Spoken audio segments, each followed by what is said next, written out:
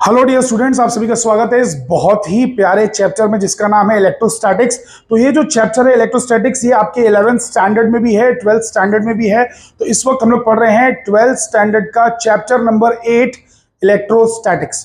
तो 11th में ये 10वां चैप्टर है जो कि आपको आना चाहिए ताकि आप ये 12th वाला समझ पाएं। बट सपोज आपने वो नहीं भी पढ़ा है तो कोई बुरी बात नहीं है, वो बाद में पढ़ लेना। मैं बता दूंगा कहाँ से पढ़ना है, अभी बताऊंगा, डोंट वरी, बताऊंगा कहाँ से पढ़ना है। एंड 12th वाले पे आज हम फोकस करेंगे, तो आप भी मेरे साथ उसी पे फोकस करिए, वीडियो के स्टार्ट टू एंड तक बने रहिए ताकि आपको इसके सारे फॉर्मूले अच्छे तरीके से आ जाएं और किस तरीके के इसमें सवाल एमएचटी सीईटी में पूछे जाते हैं वो हम लोग आज डिस्कस करेंगे। हम लोग जितने भी क्वेश्चंस यहाँ पे सॉल्व कर रहे हैं वो एक भी क्वेश्चन बाहर का नहीं है, बल्कि सीईटी में आया हुआ क्वेश्चन है, यानी कि पीवाईक्यू है, यानी कि प्रीवियस ईयर क्वेश्चन है। तो यहां पर आपको एकदम रियल टाइम बिल्कुल मतलब फिजिक्स के कैसे सवाल आते हैं एमएचटी सीईटी में, उसी का एक्सपीरियंस मिलेगा, उसी की पढ़ाई आपको मिलेगी। तो ये चल रहा है हमारा ब्रह्मास्त्र सीईटी बैच। तो ब्रह्मास्त्र का एमएचटी सीईटी बैच, ये बैच को मैं खत्म करने की कोशिश करूंगा 15 अप्रैल से पहले। तो इसमें हम कवर कर लेंगे सारे के सारे चैप्टर्स। तो 11th के 8 चैप्टर्स और 12th के 16 चैप्टर्स, यानी कि टोटल 24 चैप्टर्स हमें फिनिश करना है बिफोर 15 अप्रैल, ताकि आप लोग जाके अपना एग्जाम बहुत आसानी से दे सके। पहले पीसीबी के एग्जाम्स होंगे, उसके बाद में पीसीएम के एग्जाम्स होंगे। तो सभी लोग इन लेक्चर्स को अटेंड कीजिए, जितना हो सके उतने लोगों तक फैलाइए। और मैं डिटेल्ड जो बैच है यही वाला एक तो यूट्यूब पे भी चला रहा हूं और एक ऐप के ऊपर भी चला रहा हूं।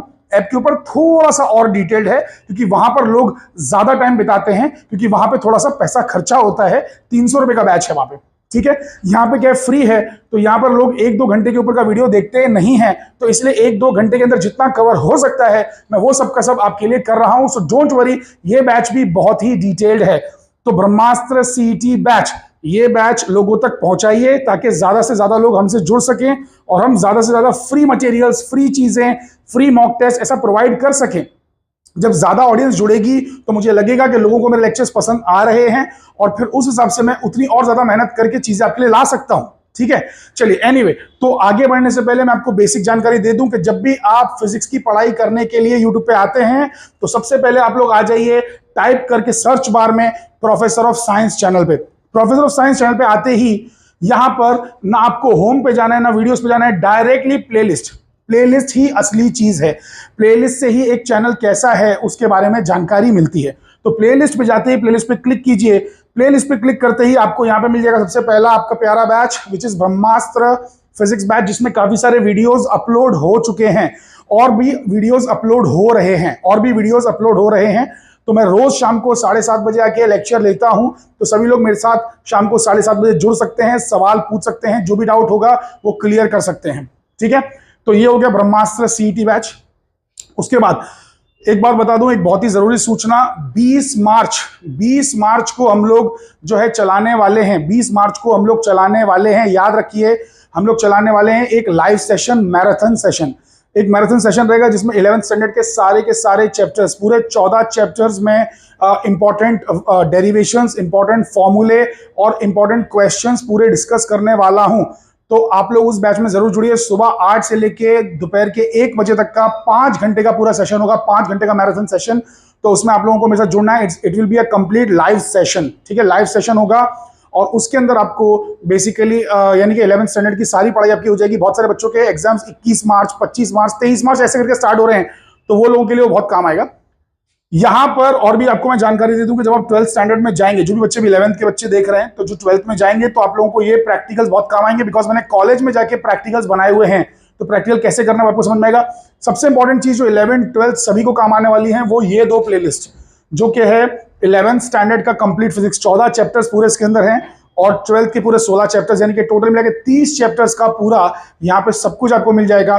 तो ये 1 शॉट लेक्चर्स हैं, 2-2 घंटे के अंदर सारे चैप्टर्स आपके खत्म हो जाएंगे। तो इसको बिंज वॉच कर लीजिए, जैसे हम लोग वेब सीरीज को बिंज वॉच करते हैं ना, पूरे सुबह से रात तक देखते हैं, वैसे ही देख डालिए और आपका फिजिक्स जो है एकदम अच्छे से क्लियर हो जाएगा, क्रिस्टल क्लियर हो जाएगा। ये मेरी गारंटी है, आपको बहुत अच्छे से फिजिक्स समझ में आएगा।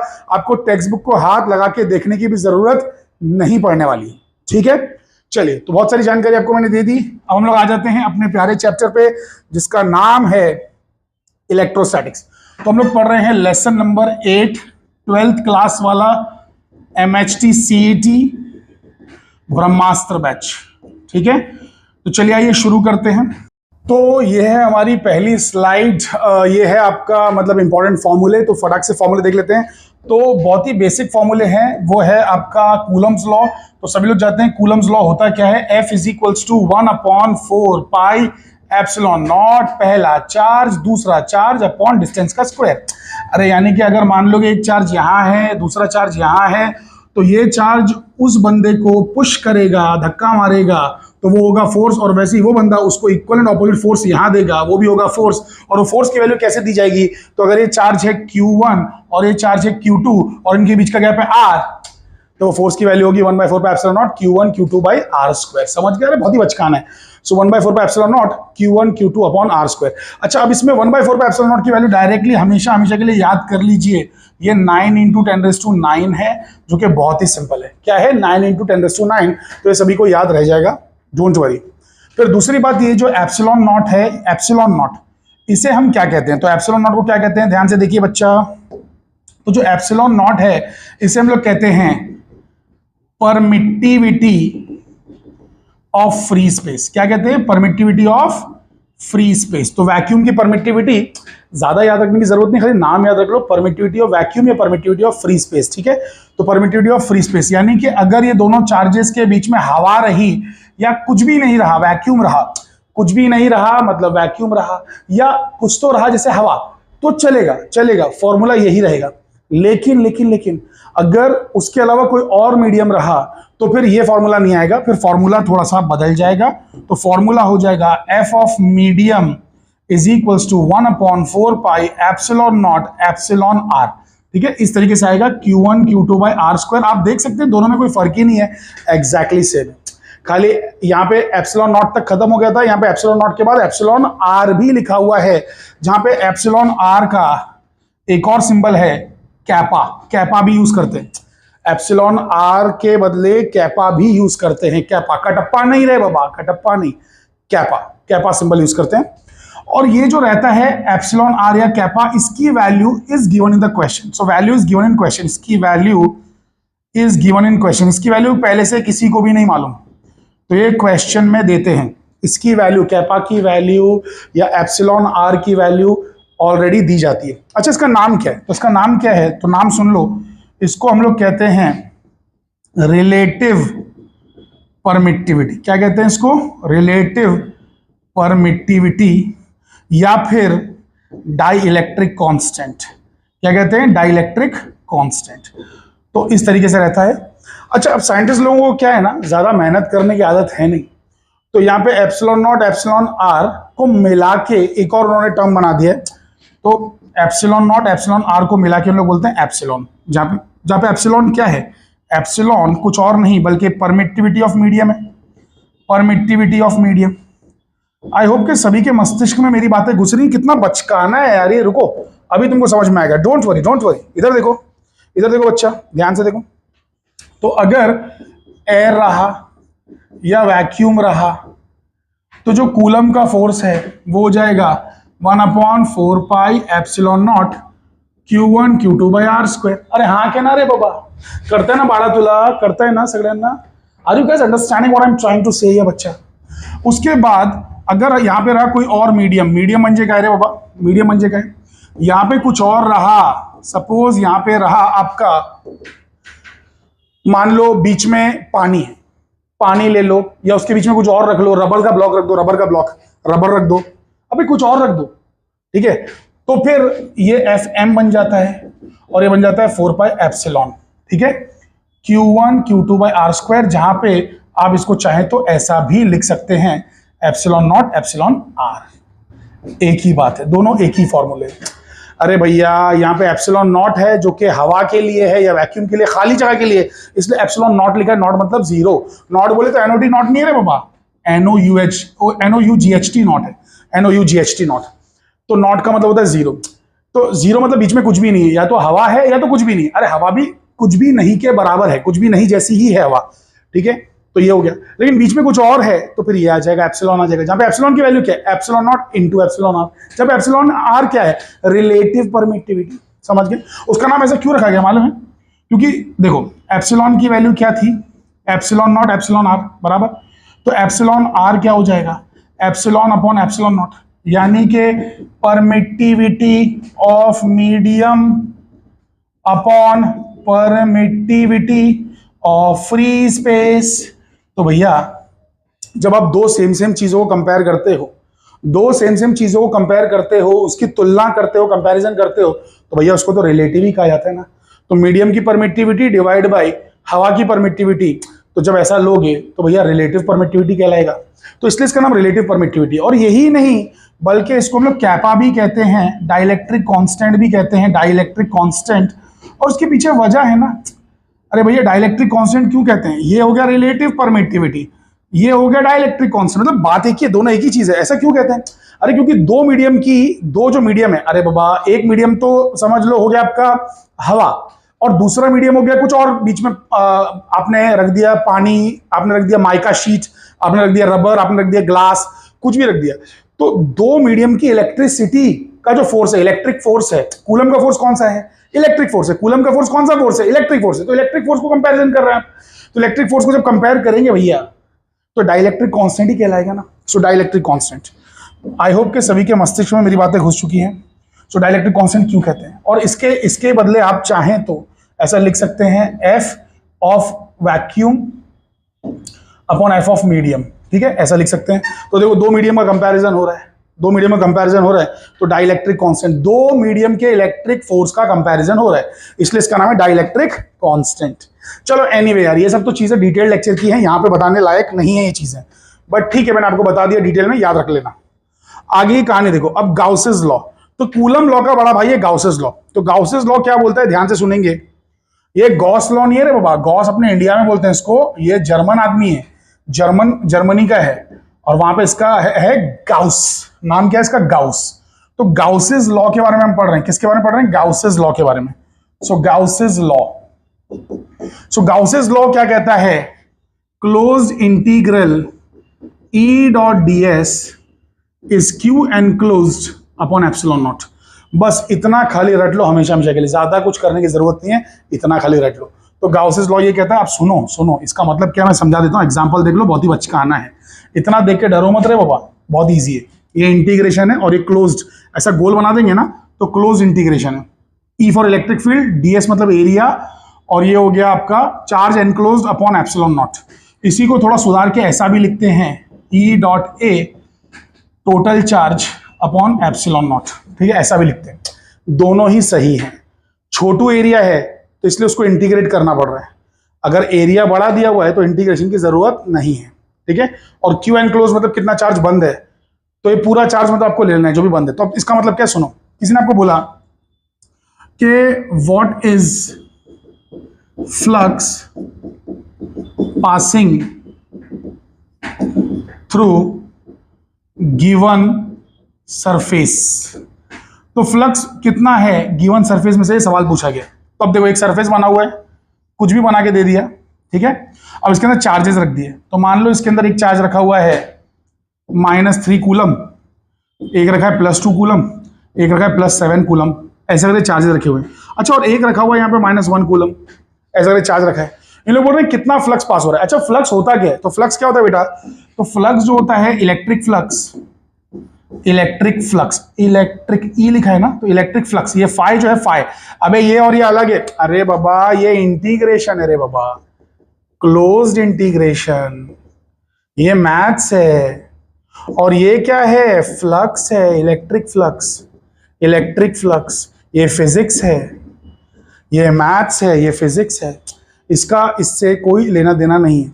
तो इलेक्ट्रिक फ्लक्स होता क्या है, तो इलेक्ट्रिक फ्लक्स का फॉर्मूला यही रहता है, E डॉट ds या फिर E डॉट a, बस यही है फ्लक्स।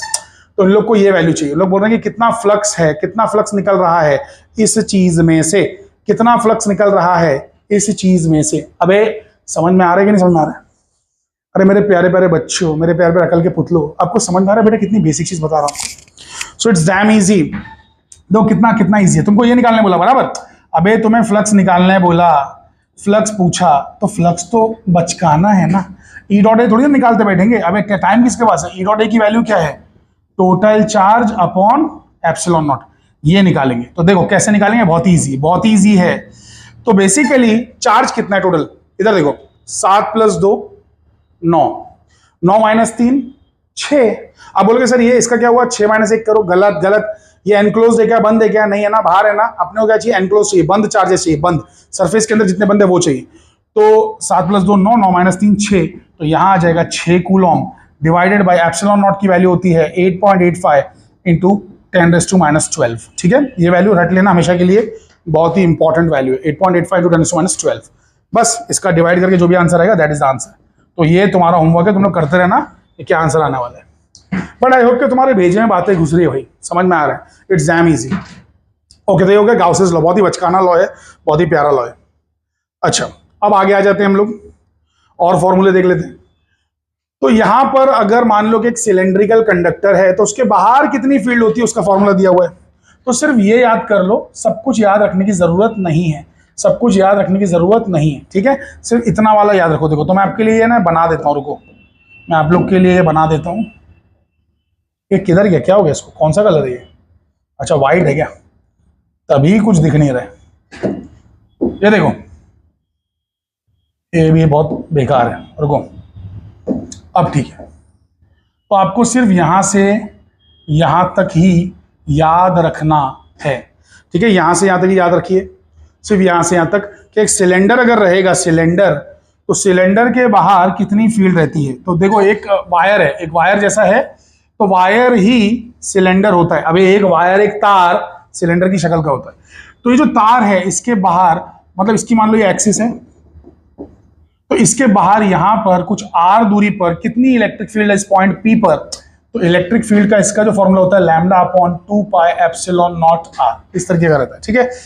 तो देखो λ/2πε0r, क्या ये जो है कैपा है, कैपा कैपा मैंने क्यों नहीं लिखा, बिकॉज मैं हवा की बात कर रहा था। अगर हवा की बात नहीं करूंगा तो मुझे εr भी लगाना पड़ेगा। अरे हवा के बदले कुछ और रहा तो भैया εr भी लगाना पड़ेगा या कैपा लगाना पड़ेगा, ठीक है। चलो एनीवे वो तो इसको अरे अंडरस्टूड है बाबा, ऑप्शनल है, इट इज ऑप्शनल, ठीक है, लगाओ या मत लगाओ। बाकी फॉर्मूला है λ/2πε0r, जहां पे लैम्डा क्या है, लीनियर चार्ज डेंसिटी, ये दिया रहेगा सवाल में दिया रहेगा। सभी लोग बने रहो मेरे साथ, डरने का नहीं, घबराने का नहीं। Have no fear when professor भैया इज हियर, तो प्लीज प्लीज डरना नहीं है जरा भी, ठीक है। सो लीनियर चार्ज डेंसिटी है ये, और इसकी वैल्यू दी रहती है, ठीक है। इसका जो यूनिट रहता है बच्चा, इसका जो यूनिट रहता है इट इज कूलम्ब पर मीटर, ठीक है, कूलम्ब पर मीटर। तो इससे आप उसको पहचान सकते हो, इसकी वैल्यू दी रहती है सवाल में, ठीक है, ओके। अच्छा, और बोले कि अंदर फील्ड अगर निकालने बोला, अंदर मतलब मान लो अंदर कोई पॉइंट है, इधर पूछ लिया इधर फील्ड कितनी है, इस पॉइंट Q पर फील्ड कितनी है, तो यहाँ पे फील्ड आती है 0, सो E = 0 आता है। अंदर फील्ड 0 रहती है। अरे कंडक्टर या वायर है, वायर के अंदर की फील्ड 0 होती है, समझ गए बेटा, वायर के अंदर इलेक्ट्रिक फील्ड 0 है, बाहर फील्ड है, अंदर फील्ड 0 है, ओके। फिर चलो प्लेन शीट पे आ जाते हैं, प्लेन शीट पे आ जाते हैं। तो प्लेन शीट का भी बहुत ईजी है याद रखना, तो उसको याद कर लेंगे हम लोग हमेशा के लिए। प्लेन शीट बोले तो बच्चा बनाता हूं, बना के दिखाता हूं, रुको डोंट वरी। प्लेन शीट बोले तो ये होता है plain sheet, so this is the plain sheet. So ये प्लेन शीट है, ठीक है बच्चा, एक प्लेन शीट है ये प्लेन शीट। अरे शीट बोले, अरे समझो रे बाबा, शीट नहीं रे, शीट तो गाली, शीट, ठीक है, okay. Anyway, so listen very carefully. तो इसके ऊपर भी चार्जेस रहते हैं, जैसे इसके ऊपर चार्जेस थे। तो इसकी जो सरफेस पे जो डेंसिटी थी, मतलब इसकी जो लाइन पूरी लेंथ पे डेंसिटी थी, लेंथ पे, उसे लैम्डा कहते हैं, और इसकी जो डेंसिटी है उसे सिग्मा कहते हैं। अरे ये होता है total charge upon total length, ये होता है total charge upon total area. तो इसका यूनिट क्या होगा, चलिए होशियार बच्चे मुझे फटाफट बता देंगे क्या होगा इसका यूनिट। अरे बाबा ये चार्ज अपॉन लेंथ था रे बाबा, तो चार्ज का यूनिट हो गया कूलम, लेंथ का हो गया मीटर, चार्ज का हो गया कूलम, लेंथ का हो गया मीटर। यहां पर अगर आप देखोगे तो ये है सिग्मा, और सिग्मा होता है चार्ज पर यूनिट एरिया। तो चार्ज का हो गया कूलम और एरिया का हो गया मीटर का स्क्वायर, ठीक है। चलिए, तो ये शीट वाला है, तो शीट वाले का जो फॉर्मूला आता है इलेक्ट्रिक फील्ड का, वो आता है σ/2ε0, जो कि बहुत ही बचकाना है। और ये तो ऑफकोर्स ऑप्शनल है ही, लगाना है या नहीं लगाना है आप देख सकते हैं डिपेंडिंग ऑन द सिचुएशन। बाहर हवा है तो मत यूज करो, हवा के अलावा कुछ और दिया है तो यूज करो, ठीक है। चलिए, तो सिग्मा का नाम भी लिख देता हूं, सरफेस चार्ज डेंसिटी। क्या नाम है बेटा? Surface charge density. अरे बेटा हाँ क्या ना रे बाबा, सरफेस चार्ज डेंसिटी। ओके चलिए आगे बढ़ते हैं। ओके यहां पे आ गए हम लोग, है ना? पोटेंशियल एनर्जी पे आ गए, potential energy. So potential energy पे आ गए हम लोग। तो पोटेंशियल एनर्जी, दो चार्जेस के बीच में कितनी पोटेंशियल एनर्जी रहती है, चलो वो देख लेते हैं। दो चार्जेस के बीच में कितनी पोटेंशियल एनर्जी रहती है। तो इसका फॉर्मूला डायरेक्टली याद कर लेंगे क्या आप लोग? अरे इजी है, रुको रुको, आपको है ना जिंदगी की सबसे बेस्ट ट्रिक देता हूँ। डोंट वरी, आपकी जिंदगी की बेस्ट ट्रिक देता हूं। अब तो ये याद रहेगा ही रहेगा जिंदगी भर के लिए। इधर देखो, force, electric field, potential, potential energy. तो ये है इलेक्ट्रिक फोर्स, ये है इलेक्ट्रिक फील्ड, ये है इलेक्ट्रिक पोटेंशियल, और ये है इलेक्ट्रिक पोटेंशियल एनर्जी। सब कुछ इलेक्ट्रिक ही रहेगा। तो FEVU, फेवू, फेवरेट यू, आप लोग मेरे फेवरेट हैं। तो फेवू, फेवू करके इसको याद रखिए, फेवू, फेवू, FEVU, फेवू करके याद रखिए। अब देखिए ध्यान से, तो फोर्स का फॉर्मूला है के। ये के क्या है? रुको, के क्या है? तो ये जो है ना 1/4πε0, उसी को मैं शॉर्ट में के कह दे रहा हूं। तो के सभी में आएगा, 1/4πε0 सभी में आएगा। अब यहां पे आ जाएगा Q²/R²। ठीक है, तो फोर्स में सबसे ज्यादा चीजें हैं। Q का भी स्क्वायर है, R का भी स्क्वायर है। ठीक है बच्चा, Q का भी स्क्वायर है, R का भी स्क्वायर है। सो Q²/R², ये हो गया। अब वहां से Q छीन लो तो ये बन जाएगा Q/R²। यहां से R छीन लो तो ये बन जाएगा Q/R। और यहां पे अब Q दे दो तो Q²/R। यहां पे R दे दो तो बन जाएगा वापस से ये, तो घूम के इधर ही आ जाओगे। तो it's a cyclic thing, cycle है। Q²/R², Q छीन लिया Q/R², R छीन लिया Q/R। अब कुछ छीन नहीं सकते ना, तो देना पड़ेगा। तो Q दे दिया तो Q²/R, R दे दिया तो वापस से फोर्स आ जाएगा। तो फेवू, force, electric field, potential, potential energy. तो अब इस फॉर्मूले को अगर आप ध्यान से देखोगे तो ये बन जाता है 1/4πε0। Q² लिखा है, अगर सेम चार्जेस रहे तो Q² अलग अलग रहे तो दो बार Q ले लो, Q1 Q2, और यहां पे R, खत्म हो गया। तो देखो ये फॉर्मूला 1/4πε0। इसको कैपा को भूल जाओ। अरे फॉरगेट दी कैपा, ऑप्शनल है, वो ऑप्शनल है, लगेगा तो यूज करेंगे वरना नहीं यूज करेंगे। तो 1/4πε0 Q1 Q2/R। ठीक है, सो देखो 1/4πε0 Q1 Q2/R, समझ में आया? अरे कर लगा सगळ्यांना। यहां पे तो एक ही चार्ज है तो Q1 Q2 की तो कोई जरूरत ही नहीं, सिर्फ Q आएगा। लेकिन यहां पे भी दो है तो Q1 Q2 आएगा। तो फोर्स का फॉर्मूला पहले देखा था ना भाई अपन ने। अरे बाबा इधर देखो ना, किधर गया फोर्स का फॉर्मूला? फोर्स का फॉर्मूला अपन ने देखा था, ये देखो किधर गया। F = 1/4πε0। ये ऑप्शनल है, ये यूज करना है नहीं करना है अपने हाथ में। सो 1/4πε0 Q1 Q2/R²। अरे हाँ के नारे बच्चा, so it's damn easy. So Q1 Q2/R², force का ही हो गया। तो फोर्स के लिए क्या करेंगे? KQ²/R², इलेक्ट्रिक फील्ड के लिए KQ/R², पोटेंशियल के लिए KQ/R, और पोटेंशियल एनर्जी के लिए KQ²/R। तो ये सीक्वेंस जरूरी है, फेवू। और अगर आपको ये याद हो गया तो ग्रेविटेशन के भी 4 फॉर्मूले आपके ऑटोमेटिक हो गए। ग्रेविटेशन के 4 फॉर्मूले ऑटोमेटिक हो गए। ठीक है, वो ग्रेविटेशन में समझाऊंगा, डोंट वरी। ग्रेविटेशन का बन चुका चैप्टर, देख लो। ओके चलिए, एनीवे तो आई होप के सभी के खोपड़ी में बातें घुस चुकी हैं। ये हो गया पोटेंशियल एनर्जी दो चार्जेस के बीच का। ये सब बहुत सारे चार्जेस के लिए। अरे दो ही चार्जेस रहेंगे तो Q1 Q2 आएगा। अब मान लो Q3 भी है, Q4 भी है, Q5 भी है, Q6 भी है। तो भैया Q1 का Q2 के साथ रिश्ता, Q1 का Q3 के साथ, Q1 का Q4 के साथ, सब खत्म हो गए। उसके बाद में फिर Q2 का Q3 के साथ, Q2 का Q4 के साथ, Q2 का Q5 के साथ, फिर ये भी खत्म हो गया। फिर Q3 का Q4 के साथ, ऐसे करके लेना होता है कॉम्बिनेशन। तो उसको भूल जाओ, अभी फिलहाल के लिए भूल जाओ। ठीक है, यहाँ पे देखो, यहाँ पे और भी कुछ इंटरेस्टिंग चीज लिखी है। तो ये देखो, याद रखना कि इलेक्ट्रिक फील्ड होती है -dV/dr, यानी कि इलेक्ट्रिक फील्ड और पोटेंशियल के बीच का रिश्ता ये है। सो इलेक्ट्रिक फील्ड और इलेक्ट्रिक पोटेंशियल के बीच में ये रिश्ता होता है। ठीक है, ये बात याद रखना। वैसे ही ये जो फोर्स है और पोटेंशियल एनर्जी है, इसके बीच में भी रिश्ता होता है। सो वो रिश्ता होता है F = -du/dr। समझ गए? तो ई रहेगा तो वी के साथ रिश्ता है, एफ है तो यू के साथ रिश्ता है। समझ गए? ये बात याद रखना, ठीक है। So minus D U by D R, perfect. So बहुत ही जबरदस्त चीजें हैं सब। अब आगे बढ़ते हैं। चलो इसको छोड़ो, ये कुछ इतना खास काम का नहीं है, ये इस पे ध्यान दो, ये बहुत इंपॉर्टेंट फॉर्मूला है इलेक्ट्रिक डाइपोल के लिए। तो इलेक्ट्रिक डाइपोल का जो पोटेंशियल होता है, पोटेंशियल एनर्जी कितनी होती है। इलेक्ट्रिक डाइपोल क्या होता है पहले वो समझ लो। इलेक्ट्रिक डाइपोल क्या होता है तो सुनो। सो इलेक्ट्रिक डाइपोल जो रहता है बच्चा, electric dipole, so electric dipole की कहानी ये होती है कि वो होता है एक प्लस और एक माइनस चार्ज से बनी हुई चीज। यहां पर उसका सेंटर रहता है O। इसको हम कह सकते हैं लेट से A, इसको कह सकते हैं B।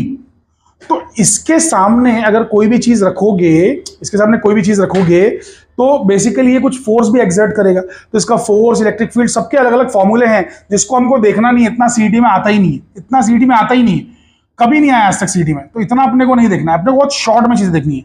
क्या देखना है वो ध्यान से देखो।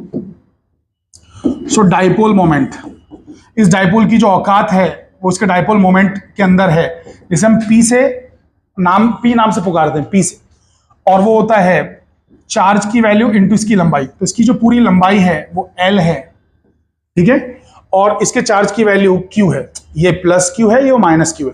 अरे लेकिन है एक ही चीज ना, अरे वैल्यू तो Q ही है ना, एक प्लस चार्ज एक माइनस चार्ज है, एक प्लस Q एक माइनस Q है, लेकिन है सेम। डाइपोल का मतलब ये दो पोल, डाइपोल मतलब दो पोल।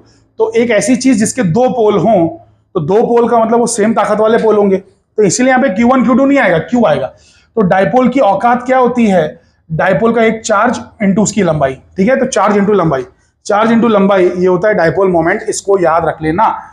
अगर कोई महारथी है तो कमेंट सेक्शन में मुझे बताएगा कि इसका यूनिट क्या है। और जब भी कमेंट सेक्शन में कमेंट करते हो तो वहां पर टाइम लिख देने का कि सर ने 32 मिनट 45 सेकेंड पर ये पूछा था, उसका जवाब है ये।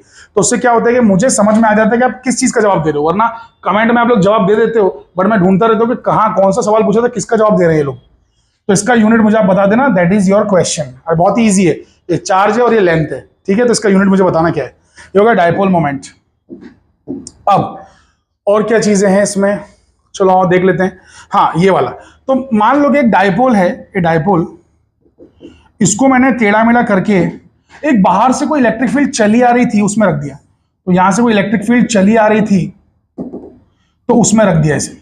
तो जब इलेक्ट्रिक फील्ड में रखते हैं ना, तो इलेक्ट्रिक फील्ड करती क्या मालूम है कि जो प्लस वाला रहता है ना उसको धक्का मारती है और माइनस वाले को खींचती है। तो ये है ना, ऐसा घूमने की कोशिश करता है, ये बंदा घूमने की कोशिश करता है। तो ये जो घूमने का जो फोर्स होता है उसे हम कहते हैं टॉर्क। ये जो घुमाने वाला फोर्स होता है उसे कहते हैं टॉर्क।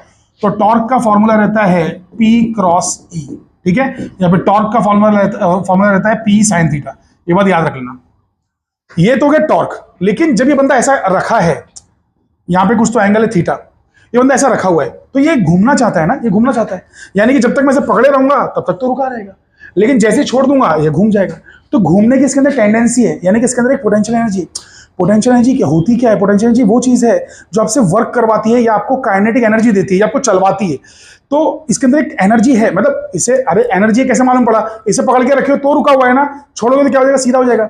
अबे क्योंकि एक फोर्स उधर धक्का मार रहा है, एक फोर्स खींच रहा है, अबे तो सीधा होगा ना बे। तो इसके अंदर पोटेंशियल एनर्जी भरी पड़ी है। तो जो पोटेंशियल एनर्जी है उसका फॉर्मूला होता है माइनस P डॉट E, या फिर आप लिख सकते हैं माइनस PE कॉस थीटा, ठीक है। तो डॉट रहता है तो कॉस थीटा लगाते हैं, क्रॉस रहता है तो साइन थीटा लगाते हैं। ये बेसिक बात आप लोगों ने 11th स्टैंडर्ड का सेकंड चैप्टर मैथमेटिकल मेथड्स में वेक्टर्स के अंदर ऑलरेडी पढ़ा हुआ है। Dot product, cross product. कुछ बच्चे कहेंगे सर आप इतना फास्ट जा रहे हैं, मेरे को समझ में नहीं आ रहा, मैंने कभी जिंदगी में 11वीं भी पढ़ा नहीं है, 12वीं कहां से पढ़ूंगा। अरे बेटा ये CET का सेशन है, CET के सेशन में मैं कैसे आपको धीरे धीरे धीरे करके रिवाइज करवाऊंगा। अगर मैं धीरे धीरे रिवाइज करवाने गया तो मजाक नहीं, सच बोल रहा हूँ, ये चैप्टर कम से कम 5 या 6 घंटे का हो जाएगा। 5-6 घंटे का वीडियो कौन देखेगा, कोई नहीं देखेगा, आप भी नहीं देखेंगे। तो बच्चा यहाँ पे इतना अपन स्लो नहीं जा सकते। अपने को मुश्किल से 1-1.5 घंटे के अंदर ये पूरा सेशन खत्म करना है, बस 1-1.5 घंटा। यूट्यूब पर 1-1.5 घंटे से ऊपर बच्चे पढ़ते ही नहीं, मुझे मालूम है बेटा, मैं सामने दिन रात देखता हूं। तो मैं ये कह रहा हूं कि आप लोग इसको फास्ट में ही रिवाइज कीजिए। अगर आपको चीजें नहीं समझ में आ रही तो मैंने आपको 2 गोल्डन प्लेलिस्ट बताई थी, एकदम गोल्डन वाली, जो सब पे काम की है। कौन सी? 11th का 1 शॉट और 12th का 1 शॉट जो यहाँ पे था। अरे एक 11th का वन शॉट था, एक 12th का वन शॉट था, वो दोनों प्लेलिस्ट मेरे चैनल पे देख लो। अरे डिटेल में है यार, बहुत कुछ, 2-2 घंटे के अंदर पूरा चैप्टर खत्म किया, वो भी डिटेल में आराम से समझा समझा के। तो प्लीज उसे देख लो, वो देखोगे मेरी गारंटी है कि आपको फिर हर चीज समझ में आने लगेगी। तो उसको देखो अच्छे से बच्चा। यहाँ पे तो अपन रिवाइज ही कर सकते हैं ना, यहाँ पे अपन स्लो नहीं जा सकते बेटा, we can not afford to go slow here, ठीक है, वी डोंट हैव टाइम। तो ये हो गया potential energy of a dipole, ये हो गया torque experience by the dipole. So यहाँ पे मैं लिख देता हूँ ताकि आपको याद रहे, क्योंकि ये वाला जो है पूरा मैं अपलोड करने वाला हूँ ऐप के ऊपर। सो टॉर्क एक्सपीरियंस्ड बाय डाइपोल, और ये पोटेंशियल एनर्जी ऑफ डाइपोल, ठीक है।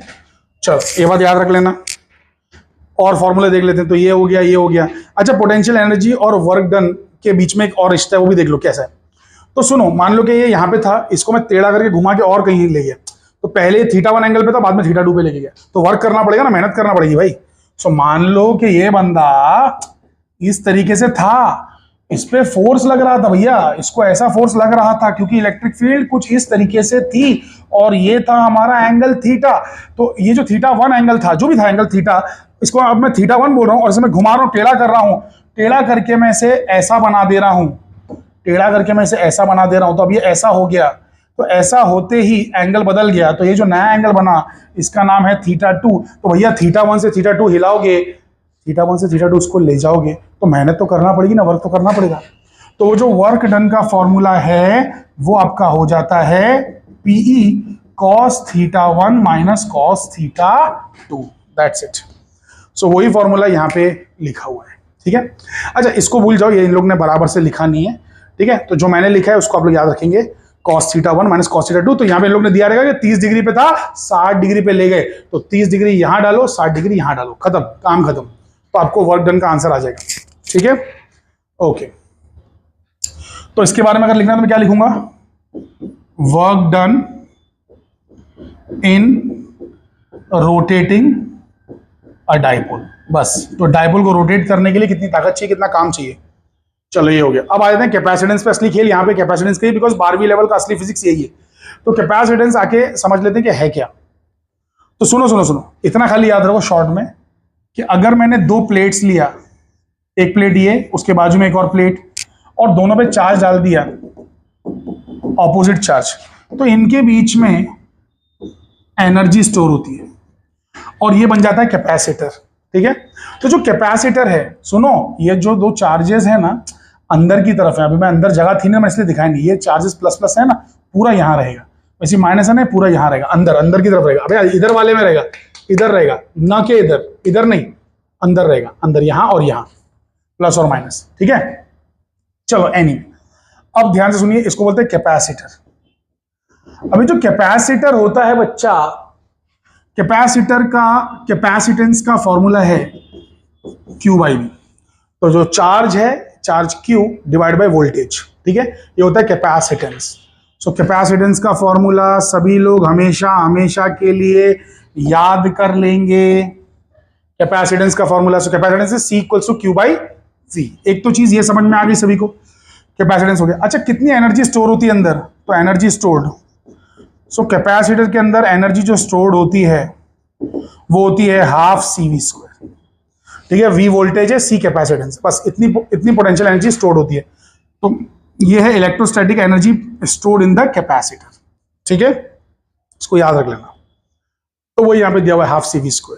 इसके और भी फॉर्मूले बन जाते हैं, ½ Q² C प्लस प्लस नहीं, या फिर ½ QV। तो 3 फॉर्मूले हैं। वो कहां से आया, यहां से आ जाएगा। अरे Q इक्वल टू CV लेके यहाँ पे सब्स्टिट्यूट कर दो, आ जाएगा आंसर, समझ रहे हो। अरे कोई बड़ी चीज नहीं, एक ही याद रखो, सिर्फ एक ही याद रखो, remember only this, remember only this. वो ऑटोमेटिकली दोनों बन जाएंगे, ठीक है, वो 2 फॉर्मूले ऑटोमेटिकली बन जाएंगे। चलो ये हो गया। और क्या है भाई, ठीक है, इसमें कुछ खास है नहीं। हाँ ये देख लो, सो लिसन, अगर मान लो कि ये जो 2 प्लेट्स थी, अच्छा साइड से दिखाता हूं यार, ऐसा बार बार कौन मानते बैठेगा। एक प्लेट ये है, एक प्लेट ये, अरे साइड से देखोगे ऐसा तो प्लेट सीधा सीधा प्लेट दिखेगा ना भाई। तो जो प्लेट है, इन दोनों प्लेट्स के बीच में मान लो किसी ने कुछ घुसा दिया ऐसे करके, कोई मटेरियल डाल दिया, रबर डाल दिया, रबर। अब रबर का कुछ तो कैपा होगा, अरे रबर कोई और चीज है ना, हवा थोड़ी ना है, रबर कुछ और है, कैपा होगा। तो अब कैपेसिटेंस बदल जाते हैं। सो कैपेसिटेंस की जो वैल्यू है वो हो जाती है ए epsilon nought upon D minus T plus T by kappa, ऐसा। जहां पर डी जो है कैपेसिटर की प्लेट्स के बीच का गैप है, डी क्या है बच्चा, कैपेसिटर के प्लेट्स के बीच का गैप है डी, ओके।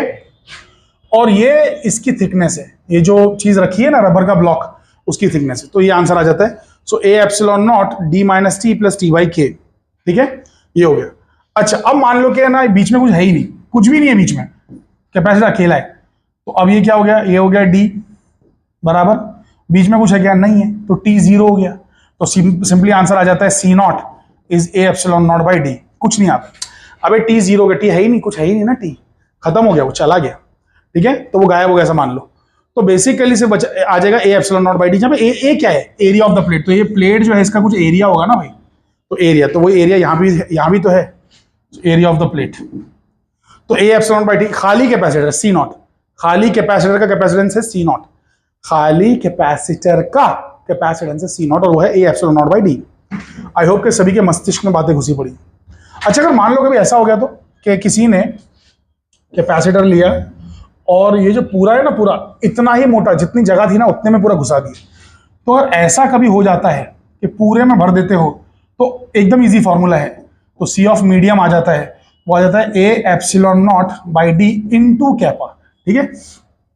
तो फॉर्मूला ऐसा हो जाता है। तो यहां पे जो चार फॉर्मूले हैं उसको मैं चाहूंगा कि मैं अंडरलाइन करूं, ध्यान से देखिएगा, बहुत ही ध्यान से। तो यहां पर क्या क्या आया हमारे पास, ध्यान से देखो, ये देखो, एक तो आ गया ये कि अगर पूरा खाली रहेगा कैपेसिटर तो ऐसा आएगा, पूरा भरा रहेगा तो ऐसा आएगा, क्योंकि वहां पे थी हवा तो इसलिए नॉट लिखा, यहां पे कुछ और है तो इसलिए एम लिखा।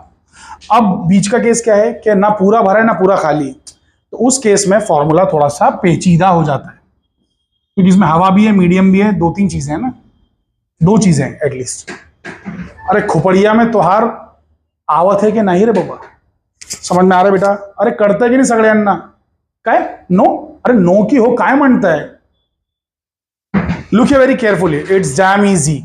सो बेसिकली पूरा खाली capacitor A epsilon not by D, पूरा भरा हुआ capacitor A epsilon not kappa by D, और मान लो कि आधा भरा आधा खाली, तो ऐसा आएगा, ठीक है, ये याद रख लेना। और देख लो, अबे जितना मैं पढ़ा रहा हूं ना इतना भी सीईटी में बहुत मुश्किल से ही आता है, ठीक है, बट आ जाता है, आ जाता है, एक आध क्वेश्चन आता है, ठीक है। तो ऐसे वाले पे, हाँ, हार्ड वाली चीजों पे, बाकी तो इजी क्वेश्चन आते हैं, सीईटी खूब चिंदी है, खूब इजी है, ठीक है। ओके चलिए आगे बढ़ते हैं बच्चा, ध्यान से देखिए। हाँ तो कैपेसिटर इन पैरेलल, और बहुत इजी है, पैरेलल में रहेगा कैपेसिटर, तो ये आंसर आता है, पैरेलल में रहेगा तो, पैरेलल में रहेगा तो दिस इज द आंसर।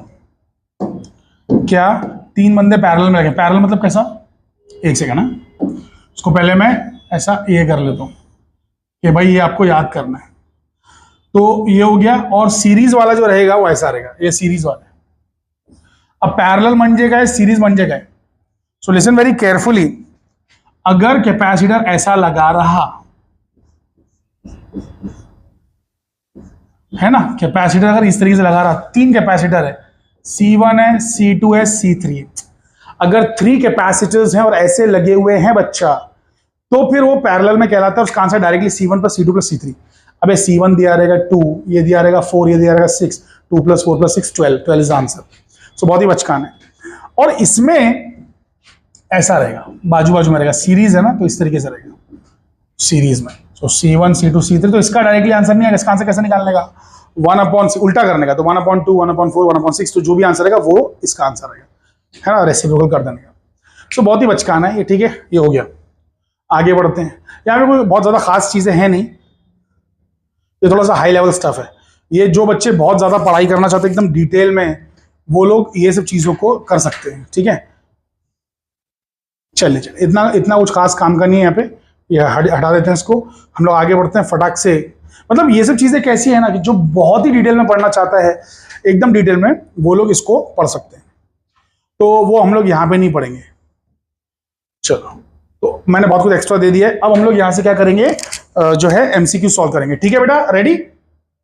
तो रीड कर लिया आप लोगों ने क्वेश्चन। सो क्या है कि 3 पैरेलल प्लेट एयर कैपेसिटर्स है, मतलब बीच में हवा है। एयर कैपेसिटर मतलब बीच में हवा है। चलो ठीक है, पैरेलल में कनेक्टेड है। अरे पैरेलल तो बहुत इजी हो गया। तो बेसिकली 3 कैपेसिटर हैं, C1 C2 C3, तीनों पैरेलल में कनेक्टेड हैं और हर एक कैपेसिटर का एरिया, सो एरिया जो दिया हुआ है सबका A/3 है। मतलब चाहे पहले कैपेसिटर का एरिया, दूसरे कैपेसिटर का एरिया, तीसरे कैपेसिटर का एरिया, वो A/3 है। उसके बाद बोला है कि सेपरेशन बिटवीन द प्लेट्स के बीच का जो गैप है, प्लेट्स का एरिया तो दे दिया A/3, प्लेट्स के बीच का जो गैप है, तो D1 तो D के बराबर है, लेकिन D2 2D के बराबर है और D3 3D के बराबर है। अरे भैया समझ पा रहे हैं कि नहीं समझ पा रहे हैं? तो 3 जो कैपेसिटर्स हैं, 1 2 3, तो इनका एरिया तो सभी का सेम है A/3, एरिया सभी का सेम है A/3, लेकिन जो गैप है इसका है D, इसका है 2D और इसका है 3D। तो 3 कैपेसिटर्स है, समझ रहे हैं आप लोग? 3 कैपेसिटर्स। अब बोल रहे हैं कि what will be the final या equivalent capacity of the combination. तो भैया वो तो हमें मालूम है, C1 + C2 + C3। अच्छा, एक कैपेसिटर का जो वैल्यू रहता है वो क्या रहता है, वो भी हम लोग यूज करेंगे।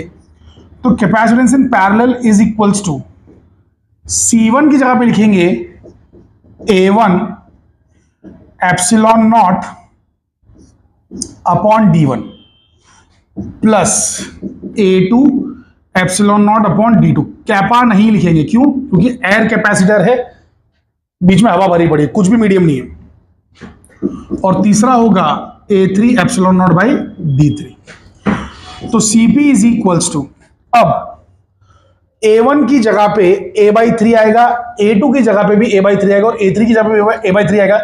कॉमन है, पूरा बाहर खींच लेंगे। So, A/3 सब में से बाहर खींच लिया, एप्सिलॉन नॉट भी कॉमन है, बाहर खींच लेंगे। यहां पे क्या बचेगा, D1 की जगह पे D, यहां पे क्या बचेगा, D2 की जगह पे 2D और D3 की जगह पे 3D। समझ गए बच्चा? ऐसा बचेगा। अब वो D भी कॉमन है, उसे भी बाहर खींच लेंगे। तो A epsilon not by 3D अंदर छूट जाएगा सिर्फ 1 + 1/2 + 1/3। तो 1/1 + 1/2 + 1/3 ऐसा बच जाएगा। समझ में आ रहा है बच्चा? अब इसका एलसीएम निकालेंगे। तो एलसीएम निकालना बहुत आसान है, लेकिन मैं आप लोग को एक ट्रिक बताता हूं। क्या करो मालूम है? ये तीनों जिसके टेबल में आते हैं ना, कौन सा ऐसी चीज है जिसके टेबल में तीनों आते हैं, बस वो नंबर से ऊपर और नीचे मल्टीप्लाई कर दो। तो 1 2 और 3 6 के टेबल में आते हैं, 6 के टेबल में। अरे मतलब 6 से इनका रिश्ता है ना, 1 6 = 6, 2 3 = 6, 3 2 = 6। Are you guys understanding? 6 से तीनों का रिश्ता है। तो 6 ऊपर मल्टीप्लाई करो और 6 नीचे मल्टीप्लाई करो। समझ गए? 6 ऊपर 6 नीचे। तो होगा क्या, ध्यान से देखो। तो नीचे तो आ जाएगा A epsilon not by 18D, 18D 18D हो जाएगा, 6 3 = 18। ऊपर का जो 6 है उसको अंदर ले लो, ऊपर के 6 को अंदर लेते ही 6/1 हो जाएगा, 6/2 हो जाएगा, 6/3 हो जाएगा। अरे हाँ के ना मेरे भाई बंधुओं, मेरे प्यारे प्यारे अकल के पुतलों, समझ पा रहे हो? It's damn easy. अब यहां पर डिवाइड करोगे तो यहां पे 3 आएगा, यहां पे 2 आएगा। तो अगर आप ध्यान से देखें तो नीचे सब जगह पे 1 1 1 बचा है। 1 1 1 का कोई मतलब ही नहीं है, उसको भूल जाओ। तो यहां पे है 6 + 3 + 2 यानी कि 11। सो आंसर आ जाएगा आपका CP इज इक्वल्स टू, क्या आ जाएगा? CP is equals to 11 A epsilon not by 18D। That's it. So option C is the right answer. That was a fantastic question, right? तो CET में ऐसी बचकाने सवाल आते हैं।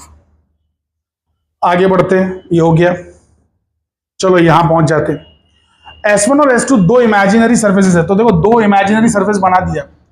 बोल रहे हैं कि इलेक्ट्रिक फ्लक्स S1 और S2 में से कितना होगा। तो देखो, S1 को अगर देखोगे तो S1 ये है, ये S1 है। अरे भैया ये S1 है, एक बंदा ये है, और दूसरा S2 जो है वो इतना है। तो हम लोग पहले S1 पे ध्यान देते हैं। तो जब हम लोग S1 पे ध्यान देंगे बच्चा, तो S1 की जब बात करेंगे तो उसमें जो टोटल चार्ज है, नेट चार्ज, वो है प्लस क्यू और एक माइनस क्यू, तो वो हो जाएगा 0। तो नेट चार्ज ही 0 हो गया। तो जो फ्लक्स, इलेक्ट्रिक फ्लक्स, फ्लक्स मतलब phi, electric flux phi E, electric flux phi E, वो होता है total charge upon epsilon nought. तो टोटल चार्ज ही 0 आ गया, तो आंसर आ जाएगा 0। तो S1 से जो फ्लक्स जा रहा है वो 0 हो जाएगा, बिकॉज S1 के अंदर माइनस क्यू भी है और प्लस क्यू भी है, वो 0 हो जाएगा। लेकिन जब बात करेंगे S2 की, जब बात करेंगे S2 की, तो S2 की कहानी अलग है। S2 में से सिर्फ एक ही चार्ज है, वो है माइनस क्यू। तो basically total charge is minus Q. तो आंसर आपका आ जाएगा इलेक्ट्रिक फ्लक्स वाले का minus Q upon epsilon not, बस इतना आंसर आएगा। लेकिन अगर वैल्यू सिर्फ चाहिए तो वैल्यू अगर देखने जाओगे तो क्यू बाय एप्सिलॉन नॉट, बस तो माइनस हट जाएगा। तो 0 और Q by epsilon nought, option C is the right answer. अरे एक का 0 आ गया और एक का Q by epsilon nought, that's it, option C is the right answer. खूब सोपा होता रे, गाउसेस लॉ का क्वेश्चन है। चलो, सी वाला इज द राइट आंसर। आगे, एक कैपेसिटर है जिसका कैपेसिटेंस अननोन है और वो बैटरी V वोल्ट के अक्रॉस लगा हुआ है, उसके अंदर चार्ज Q है। अरे तो ठीक है ना, Q इक्वल्स टू CV, हमको मालूम है। आगे बोल। तो इसमें बोल रहे हैं जब पोटेंशियल अक्रॉस द कैपेसिटर घटा दिया गया, V डैश वोल्ट से घटा दिया गया, यानी कि पहले V था, अब पोटेंशियल घट के इतना हो चुका है, V माइनस V डैश हो चुका है। कोई बात नहीं, याद रखना कैपेसिटेंस कभी घटेगा नहीं है, कैपेसिटेंस जितना है वही रहेगा। ये हो गया Q डैश, ठीक है। तो इन लोग क्या बोल रहे हैं कि when potential across capacitance, sorry, capacitor is reduced by V dash volt, charge stored becomes Q dash coulomb. अरे तो भैया जो चीज, अरे बाबा जो कैपेसिटर था, कैपेसिटर वही है, वोल्टेज चेंज किया तो चार्ज चेंज हो गया। कैपेसिटर के बारे में कुछ नहीं बोला, मतलब वो कांस्टेंट है, कैपेसिटेंस कांस्टेंट है। तो अब इन लोग पूछ रहे हैं कि पोटेंशियल V की वैल्यू क्या रहेगी। तो V दोनों में है, तो इसे सॉल्व करना पड़ेगा। तो कैसे सॉल्व करेंगे, ये इक्वेशन 2 है। सो सुनो, तो रीअरेंजिंग इक्वेशन 2, तो इक्वेशन 2 को रीअरेंज करो तो आपको मिलेगा C equals to Q dash upon V minus V dash, ठीक है, इस तरीके से आएगा। अब ये हो गया 3, पुट इक्वेशन 3 in 1, तो 3 को 1 में डालो तो Q की वैल्यू आ गई, C की जगह पे लिख देंगे, C की जगह पे लिख देंगे, अरे Q इक्वल टू CV है ना, C की जगह पे लिख देंगे Q dash upon V minus V dash into V, बराबर है बच्चा। अब इसको सॉल्व करना पड़ेगा ताकि हमें V मिले, है ना, इसको सॉल्व करना होगा। तो कैसे करेंगे सॉल्व, यहाँ पे ध्यान दीजिए। तो इसको हम सॉल्व करने वाले हैं, तो यहाँ पे क्या हो जाएगा, V upon V minus V dash equals to Q by Q dash आ जाएगा।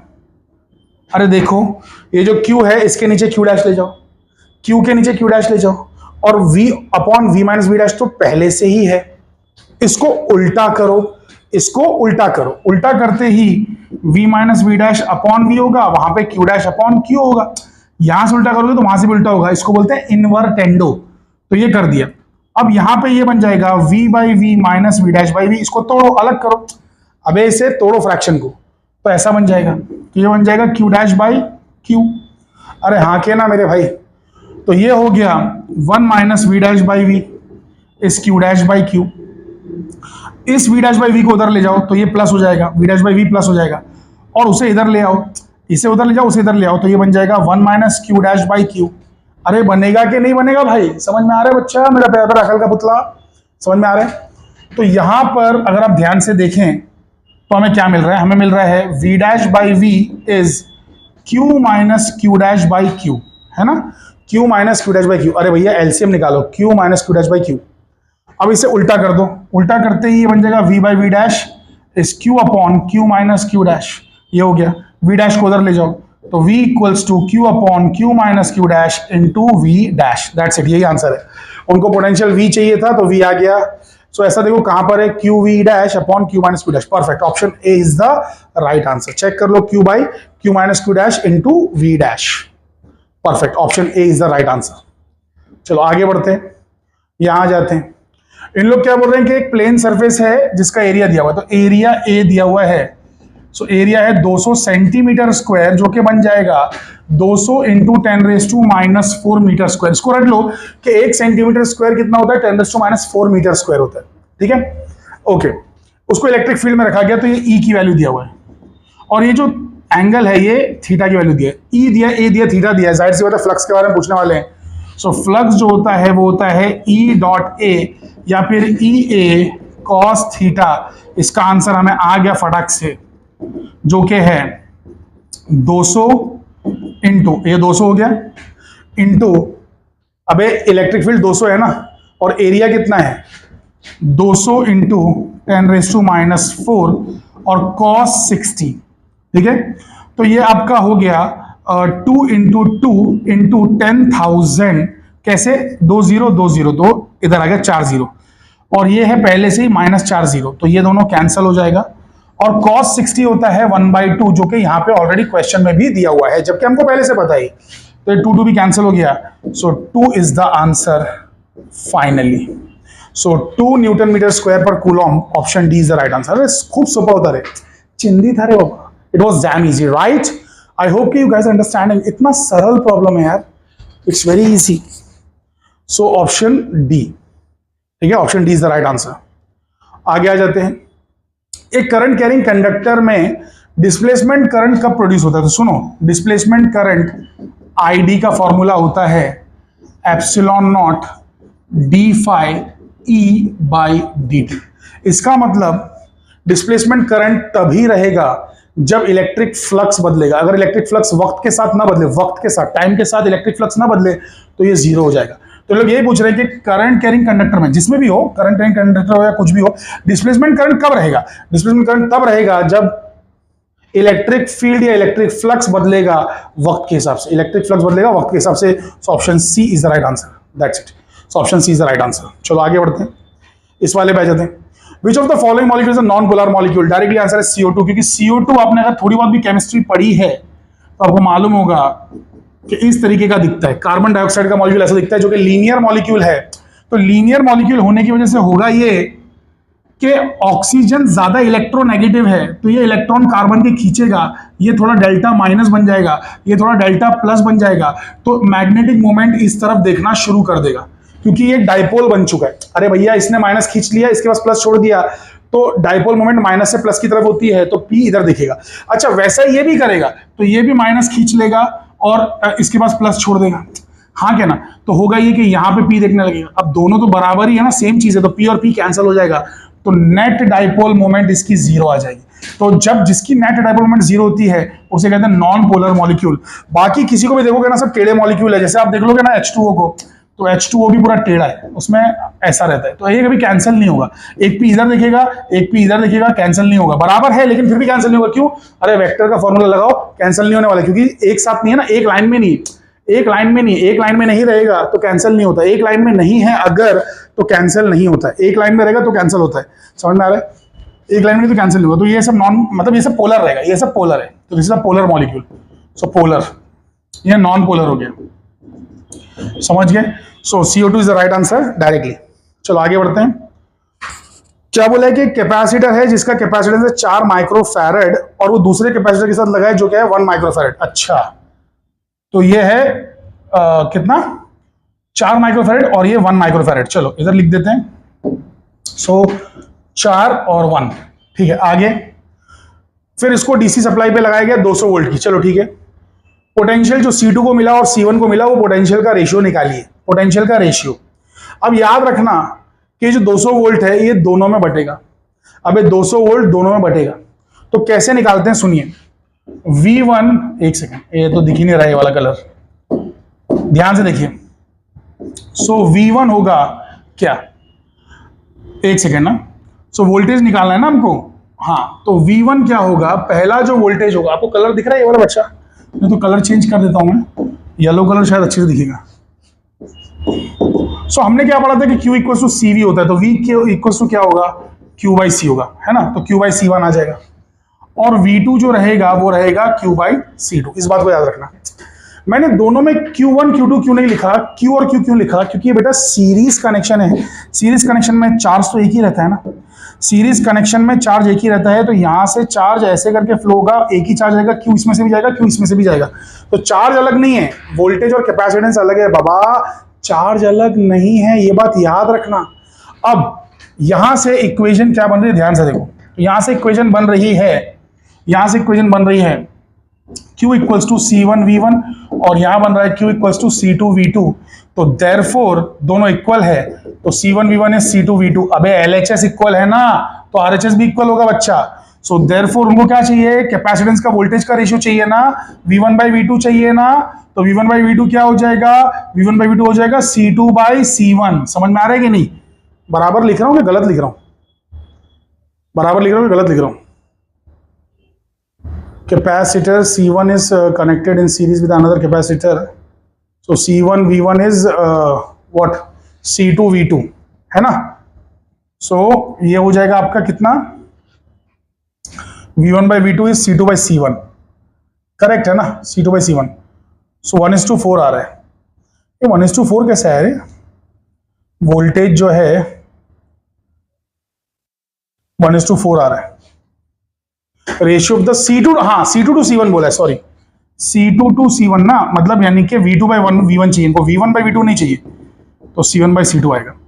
अरे इन लोग को potential of C2 to potential of C1 चाहिए, potential of C2 to potential of C1, अरे पोटेंशियल चाहिए, कैपेसिटेंस नहीं चाहिए। सो इसका आंसर 4:1 आएगा, बिकॉज ये 4 माइक्रोफैरेड है और ये 1 माइक्रोफैरेड है। Option D is the right answer, that's it. अरे खूब सोपा है रे बाबा, क्या सोच, देखो इन लोग ने कितना लंबा चौड़ा एकदम तरीके से निकाला है, कितना हार्ड है, मैंने एकदम इजी तरीका दिया है, ये टेक्स्ट बुक का तरीका है, ठीक है। सो कितना बचकाना तरीका है जो मैंने आपको बताया। अरे समझ पा रहे हैं कि नहीं भैया। सो इन लोग को अरे V1/V2 नहीं चाहिए था, इन लोग को ratio of potential of second capacitor to the first capacitor, समझ गए। तो सेकेंड कैपेसिटर का वोल्टेज अपॉन फर्स्ट कैपेसिटर का वोल्टेज का रेशियो चाहिए, तो वो आ रहा है दोनों के कैपेसिटेंस का रेशियो।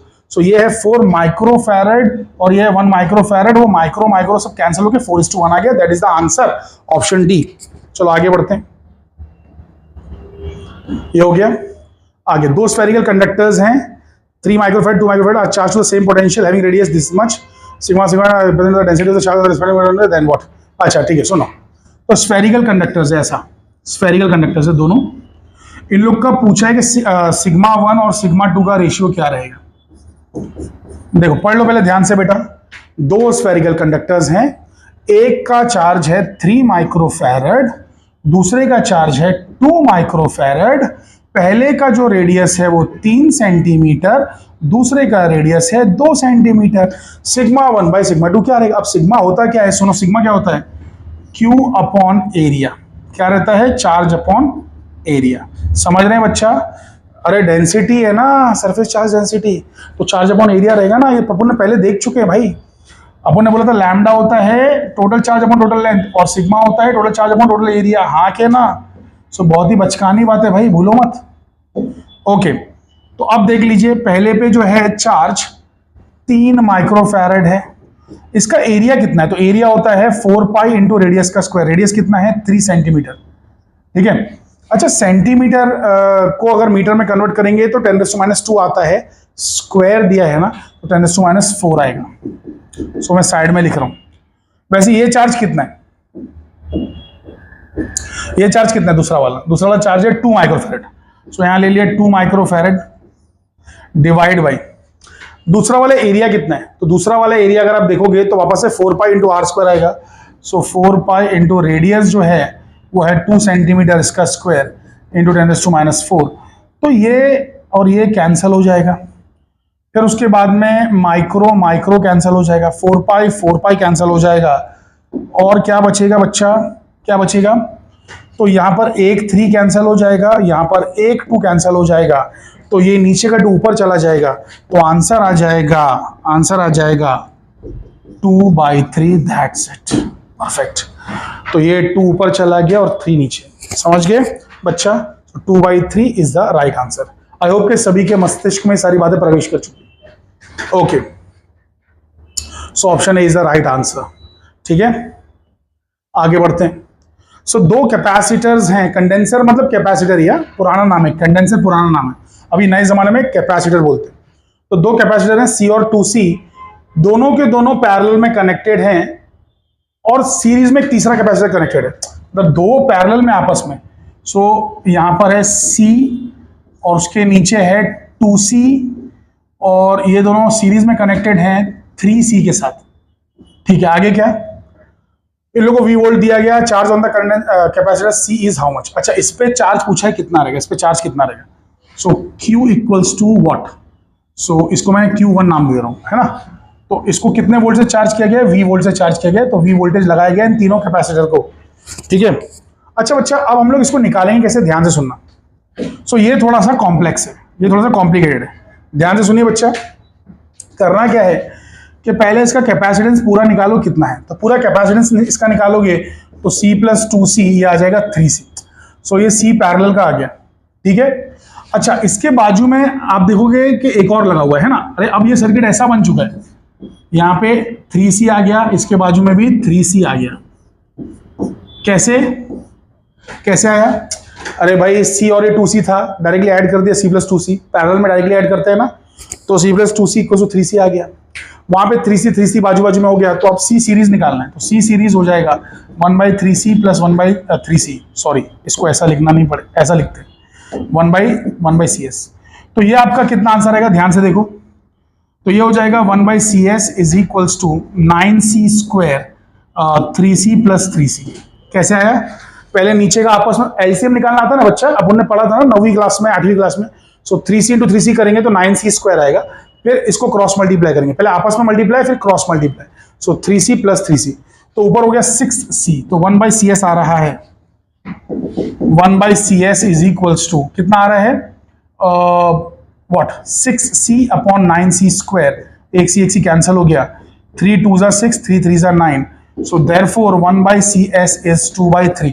तो ये इतना आया। अब CS कितना आ जाएगा, CS हो जाएगा 3/2। तो ये फाइनल कैपेसिटेंस जो पूरा मिला के जो है ना, पूरा मिला के, तो वो आ रहा है 3/2। सो अब जो सर्किट बनेगा इक्विवेलेंट सर्किट, वो सर्किट ऐसा हो जाएगा, ये पूरा मिला के 3C/2 हो गया और यहाँ पे V वोल्टेज लगा हुआ है। तो सर्किट में चार्ज कितना है, तो सुनो, सर्किट में जो चार्ज होता है वो होता है Q इक्वल टू CV। तो अब पूरा कैपेसिटेंस तो S है, CS है, तो ये आ जाएगा आपका चार्ज आ जाएगा। चार्ज कितना आ जाएगा बच्चा, चार्ज हो जाएगा कैपेसिटेंस की वैल्यू 3C/2 इंटू V, है ना। 3C/2 चार्ज है, सॉरी कैपेसिटेंस है, और वोल्टेज की वैल्यू V है, तो 3C/2 इंटू V। तो ये चार्ज जो है यहां से फ्लो हो रहा है। ठीक है, ये चार्ज कहां से फ्लो हो रहा है, इसमें से फ्लो हो रहा है। अरे ये चार्ज बाबा इस तार में से फ्लो हो रहा है, इस तार में से इतना चार्ज फ्लो हो रहा है, तो इस तार में इतना चार्ज फ्लो हो रहा है। लेकिन अब प्रॉब्लम ये है कि जब ये चार्ज यहां पहुंचेगा, इस नुक्कड़ पर पहुंचेगा, तो ये बटेगा, तो ऊपर और नीचे अलग चार्ज होगा। तो इसका नाम मैं रख रहा हूं Q1, इसका नाम मैं रख रहा हूं Q2। इस बात को समझिए, है ना। तो ये जो चार्ज था Q, ये सर्किट में तो फैला चल रहा है सर्किट में, लेकिन यहां जाके बढ़ जाएगा, फिर जोड़ के वापस उतना ही हो जाएगा, फिर वापस इसमें आ जाएगा। ठीक है, चार्ज लेकिन बढ़ रहा है। तो हम लोग बोल रहे हैं कि भाई इसके अंदर कितना चार्ज है, इसके अंदर कितना चार्ज है। तो अब बहुत ही ध्यान से सुनना, बहुत ही ध्यान से सुनना, एक बहुत ही इंटरेस्टिंग बात। ये अगर V है और ये दोनों 3C सेम कैपेसिटेंस है, तो आधा वोल्टेज ये खाता है, आधा वोल्टेज ये खाता है डायरेक्टली। ठीक है, मैं आपको ये डायरेक्टली ट्रिक बता रहा हूं, याद रखिए कि अगर सेम कैपेसिटर है तो आधा आधा वोल्टेज खाएंगे। तो यहां पर वोल्टेज V/2 है, यहां पे वोल्टेज V/2 है, याद रखो। सो लिसन, मैं यहां पे लिख देता हूं कि ये जो 3C है इसके पास आ रहा है V/2, और ये जो 3C है इसके पास भी आ रहा है V/2, क्योंकि ये है V। ठीक है, आधा आधा वोल्टेज खाएंगे, बिकॉज सेम कैपेसिटर है। अच्छा, वोल्टेज वहां का पता चल गया, तो जाहिर सी बात है कि जब मैं इन दोनों की बातें करूंगा C और 2C वाले की, तो यहां भी वोल्टेज V/2 और यहाँ पे V/2 रहेगा। यहाँ पे सेम क्यों रहेगा, यहाँ पे सेम क्यों रहेगा, क्योंकि पैरेलल में वोल्टेज सेम रहता है। तो अब मुझे इसका चार्ज पता करना है, मुझे क्या करना है, इसका चार्ज पता करना है। तो चार्ज कैसे पता करेंगे बच्चा, तो चार्ज होगा कितना, सुनो, दोनों का वोल्टेज सेम है ना। अरे बाबा, इसका चार्ज क्या होगा, पहले वाले का C इंटू V/2 बराबर। दूसरे वाले का चार्ज कितना है, इस बंदे का Q2 कितना है, ये Q1 है और ये क्या है, Q2 है। तो इस बंदे का चार्ज कितना है, इस बंदे का चार्ज कितना है, तो ये है 2C इंटू V/2। अरे हाँ क्या ना भाई, इतना ही है ना। अरे इस तरीके से है ना बच्चा, मेरा प्यारा प्यारा बच्चा, है ना, इस तरीके से। तो याद रखिए, सुनिए जरा ध्यान से, Q1 बाई Q2 कीजिए तो आपको क्या मिलेगा, V/2 कैंसिल हो गया। अरे V/2 कैंसिल हो गया तो ये आ गया आपका C/2C भी कैंसिल हो गया। सो Q1 बाई Q2 इज 1/2, यानी कि Q1 is Q2/2। So Q1 Q2 का आधा रहेगा, लेकिन Q1 Q2 मिला के होना कितना चाहिए, but Q1 plus Q2 equals to Q होना चाहिए, और Q1 प्लस Q2 है कितना, क्योंकि Q की वैल्यू हम लोग ने निकाल ली है 3C/2 into V. So 3C/2 into V ये है। Q1 की जगह पे डाल देंगे Q2/2। एक सेकेंड जिंदगी को आसान बनाते हैं, यहां पर ऐसा ना लेके ऐसा लेते हैं, Q2 उधर ये इधर, तो Q2 इज 2Q1, ठीक है। तो देखो Q1 तो Q1 रहेगा, Q2 की जगह पे आ जाएगा 2Q1, ये हो जाएगा 3C/2 into V. So 3Q1 is 3C/2 into V. So यहां पे आ जाएगा आपका 3 कैंसिल, Q1 की वैल्यू आ गई CV/2, that's it. So option कौन सा है देखना पड़ेगा, CV/2, option D is the right answer. So आपने देखा कि बहुत लंबा चौड़ा है प्रोसीजर, लेकिन बच्चा क्या करे, कोई प्रॉब्लम, एक आध प्रॉब्लम तो ऐसा हार्ड आएगा ही ना, ठीक है। सो आई होप कि आपके मस्तिष्क में सारी बातें प्रवेश कर चुकी हैं। That's it, we will stop here for today, बहुत रात हो चुकी है। सो हम लोग यहाँ पे स्टॉप करेंगे। हाँ बच्चा, सो आई होप कि आप लोगों ने बेसिकली समझा होगा सारी चीज़ों को। सो दैट्स इट, अपने दोस्तों के साथ ये वाला लेक्चर ज़रा शेयर कीजिए ताकि मैं और अच्छी सीरीज लाता रहूँ आप लोगों के लिए, ठीक है। सो शुभ रात्रि, बाय बाय, टेक केयर, सायोनारा, जय हिंद, जय भारत, जय महाराष्ट्र।